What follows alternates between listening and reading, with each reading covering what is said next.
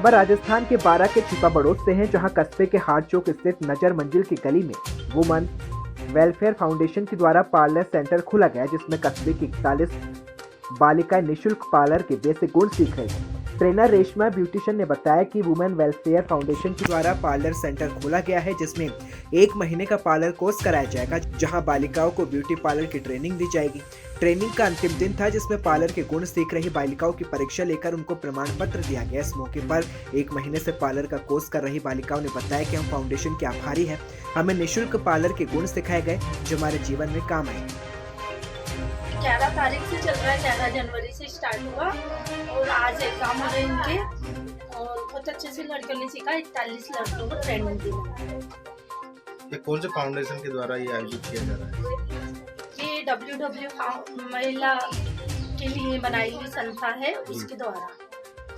क्या क्या गुण सिखाए आपने?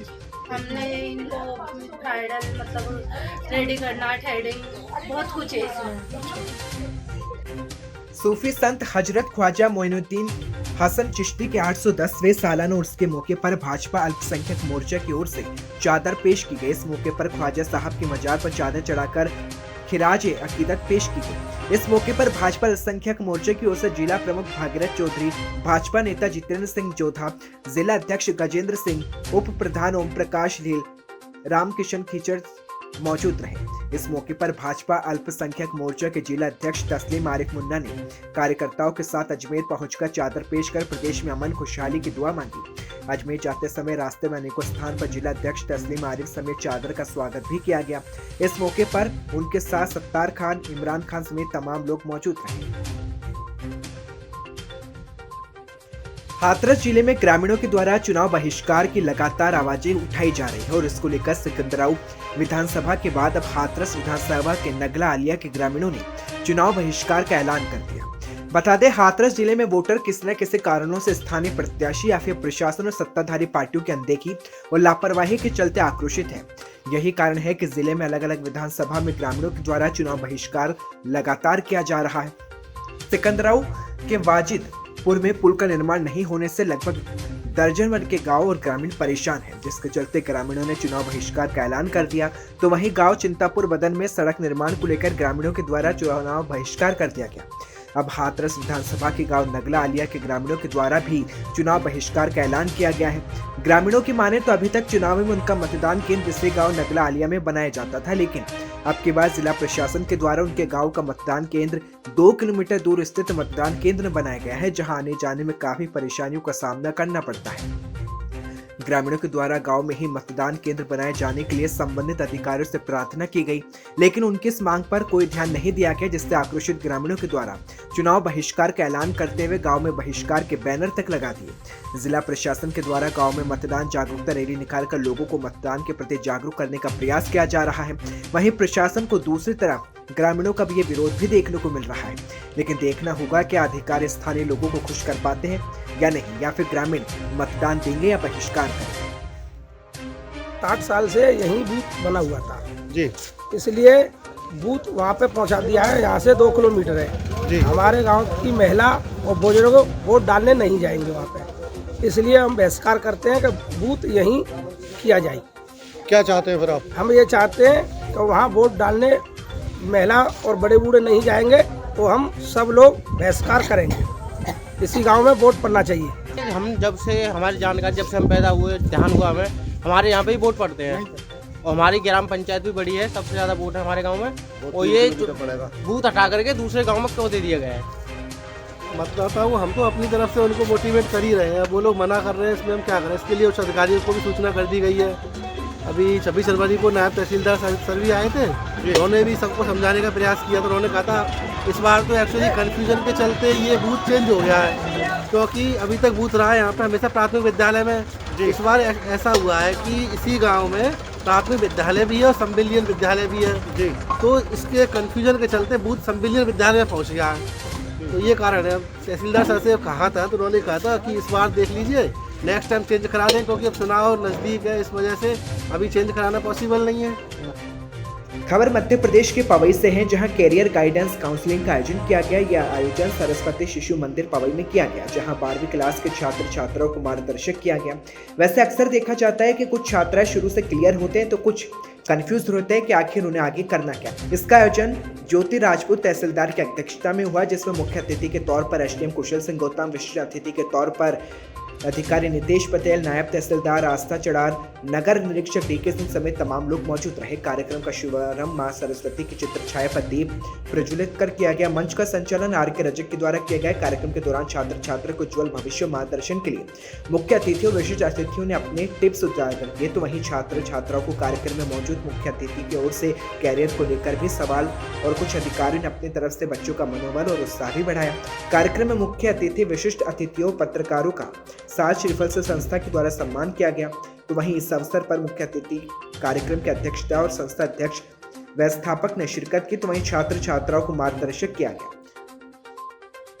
सबसे हार्ड वर्क होता है वो ये होता है कि अपने गोल को अचीव करना, और जब कोई स्टूडेंट हार्ड वर्क करके अपने गोल को अचीव करता है तो उसमें सबसे बड़ी जो प्रॉब्लम्स हैं वो होती है आरक्षण की, जिसमें क्या होता है कि जो निम्न जाति या उच्च जाति में होता है आरक्षण का जो आरक्षण है उसमें हम अपने आप को कैसे आगे बढ़ाएं, यही मेरा प्रश्न है। हमारे कक्षा द्वादश में जो भैया बहन अध्ययनरत होते हैं उन्हें 12th के बाद किस फील्ड में जाना है, क्या करना है, क्या बनना है, उसके लिए उन्हें कौन से सब्जेक्ट का पढ़ाई करना, कौन से सब्जेक्ट की और कैसे पढ़ाई करना, कैसे वे अपने लक्ष्य को अचीव कर सकते हैं, इस सब के लिए कक्षा द्वादश के बच्चे मिसगाइड रहते हैं।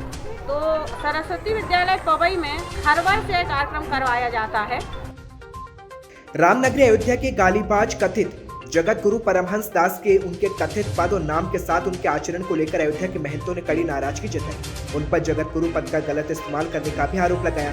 इस आपत्तियों के विरोध में परमहंस को अयोध्या के बाहर निकाल जाने का प्रस्ताव संतों की बैठक में पारित किया गया। रेजिडेंट मजिस्ट्रेट को इसकी कॉपी देकर कार्रवाई की मांग की गई। वहीं संतों का कहना है कि उदय रामदास को परमहंस और जगत गुरु शब्दों से संबोधित करना अनुचित है। संत समाज ने उदय रामदास को ऐसे पदों की मान्यता नहीं दी, जिसको लेकर संतों ने फर्जी जगत गुरु परमहंस वन समाज के साथ छल करने का आरोप भी लगाया।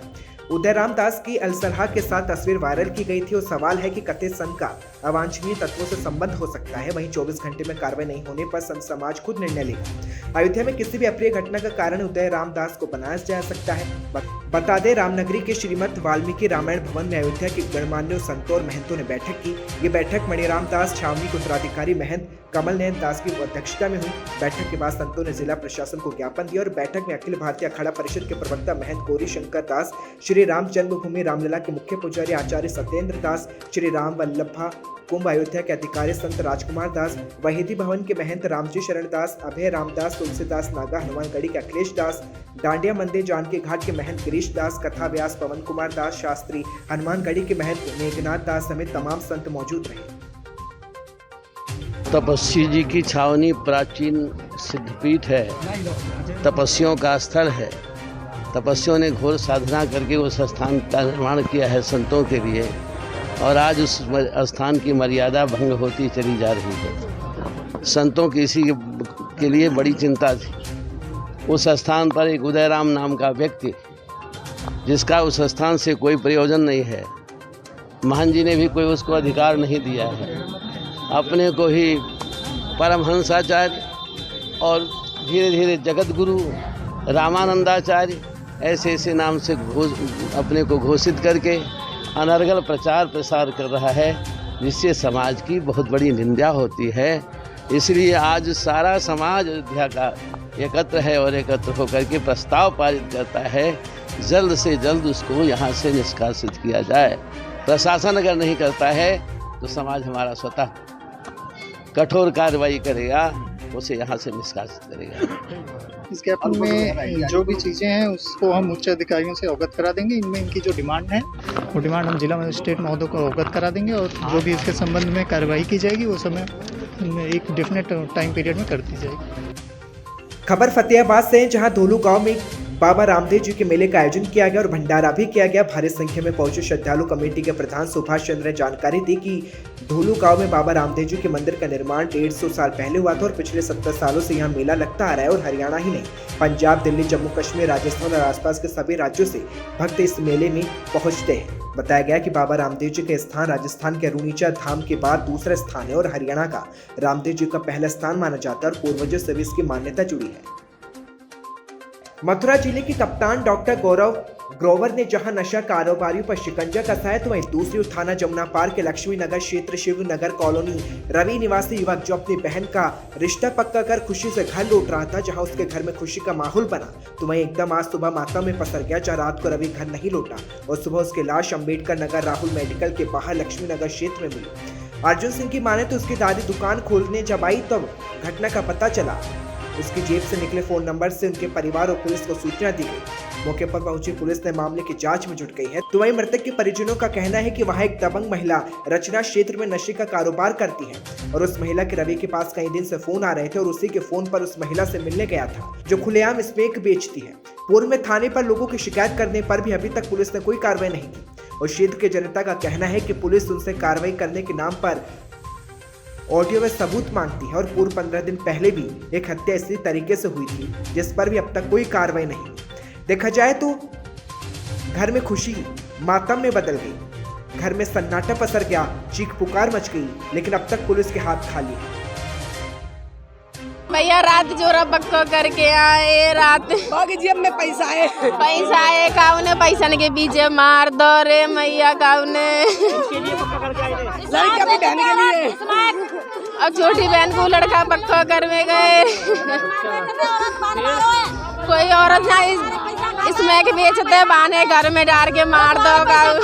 बच्चे के साथ जो घटना भैया शिवनगर कॉलोनी में रहते हैं हम, और क्या कहते हैं कि हमारे पक्का का लड़का करके आए और 20-25 हज़ार रुपए थे उसमें, और क्या कहते हैं इस भास्करवाई गली में स्मैक बेचते औरत, स्मैक ने उसने खवाई है। एक लड़का उसने पहले मार दिया और एक लड़का इसने जी मार दिया। हमको उसका फोन आया है उस औरत का 11:30 बजे कि आ जाओ। वो ना 2-3 दिन से घर पे आ रही थी, इधर कभी इधर, क्या मुझे जगह दिखा दे। हाँ, इसलिए वो आई थी। और फिर शाम को उसने कॉल की थी कि आया 20-25 हज़ार रुपये थे उस मेरे भैया के जेब में, तो उसने बुला लिया मेरे भाई को 11:30 बजे। फिर रात को मार दिया। फिर सुबह गली वालों ने बताया उसकी पूरी फैमिली ने मारा है मेरे भाई को।